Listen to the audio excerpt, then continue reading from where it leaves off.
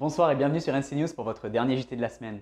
À moins d'un mois de la troisième consultation d'autodétermination, c'est bien évidemment cet ultime référendum dont la date est maintenue au 12 décembre et les décisions qui s'en suivront qui occupent une place prépondérante de l'actualité du pays.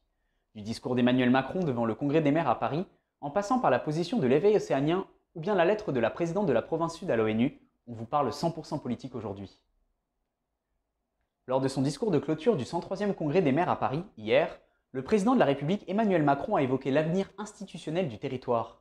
Évoquant les défis dont les Outre-mer sont porteurs, il a dit avoir une pensée particulière pour les 33 maires de Nouvelle-Calédonie, en assurant que ces derniers seront partie prenante dans les discussions qui se dérouleront au lendemain du référendum.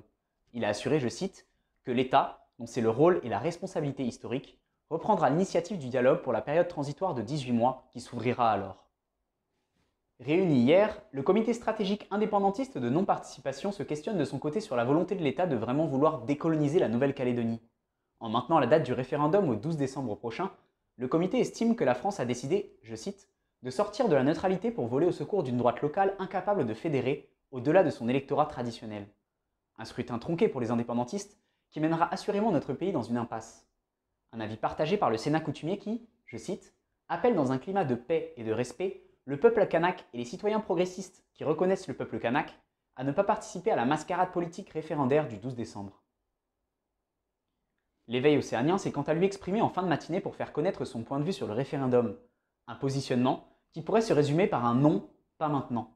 Le mouvement de Milakulo Tukumuli pense qu'il n'y a pas de sens politique à organiser la consultation le 12 décembre, notamment car il est impossible de faire campagne avec le contexte sanitaire.